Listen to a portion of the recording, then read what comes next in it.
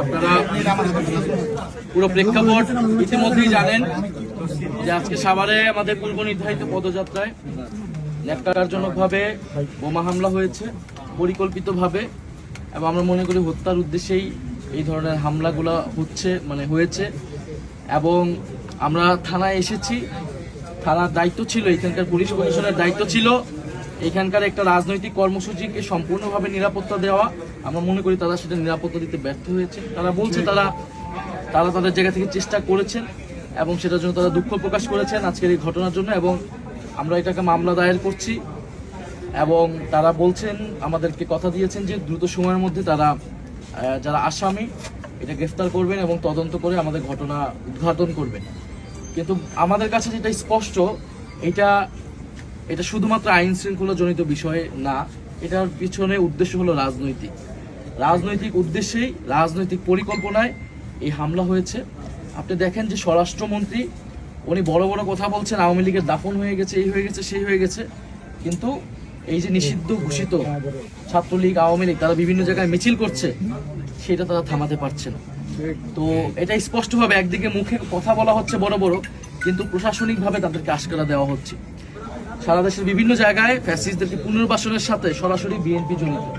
তারা বিভিন্ন জায়গায় 5ই আগস্টের পরে মামলা বাণিজ্য করেছে, মামলা দিয়েছে, সেই মামলার ভয় দেখিয়ে তাদেরকে এক ধরনের ব্ল্যাকমেইল করেছে, তাদের ভোট নিয়েছে, তাদের থেকে টাকা পয়সা নিয়েছে এবং তাদেরকে এখন সন্ত্রাসী কার্যক্রম করাচ্ছে।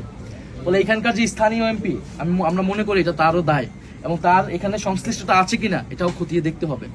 এবং সেইটা আসলে এই সাভার মডেল পুলিশ থানা মডেল পুলিশ কতটুকু পারবে এটা আমরা নিশ্চিত নই।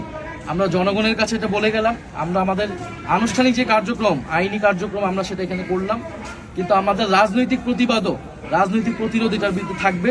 ফ্যাসিস্টদেরকে যারাই পুনর্বাসিত করবে, প্রশ্রয় দিবে, বা সন্ত্রাসীদের এই ধরনের বোমাবাজির রাজনীতি যারা বাংলাদেশে আবার নতুন করে শুরু করতে চায়, তাদের বিরুদ্ধে অবশ্যই জনগণ প্রতিরোধ করবে এবং এনসিপি সেটাকে সংগঠিত করবে।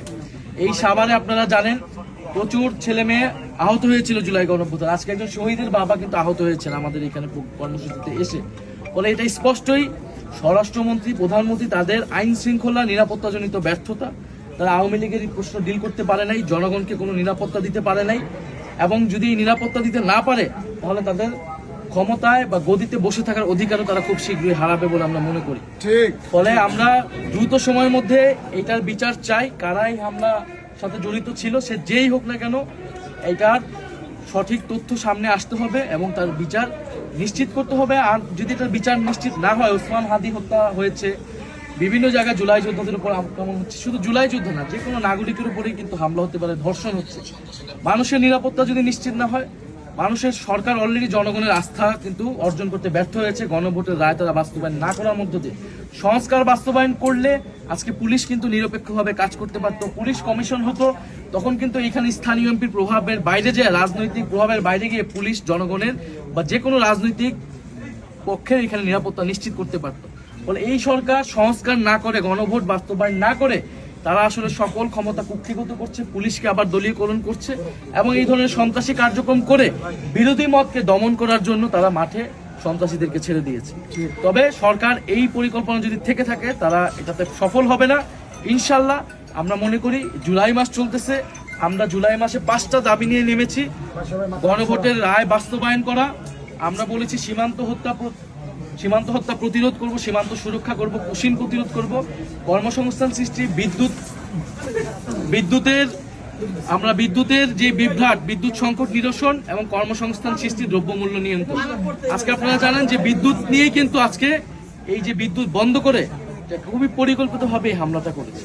তো আপনাদের সাংবাদিক ভাইদের প্রতিও আমাদের অনুরোধ থাকবে, আপনারা সারা দেশে জনগণকে মেসেজটা দিবেন, এবং আপনারা যারা স্থানীয় আছেন, আমাদের স্থানীয় নেতৃবৃন্দ এখানে থাকবে, আপনারাও একটু এই পুলিশ বা এদেরকে জবাবদিহিতা আনবেন যে এখানে তারা বিচার।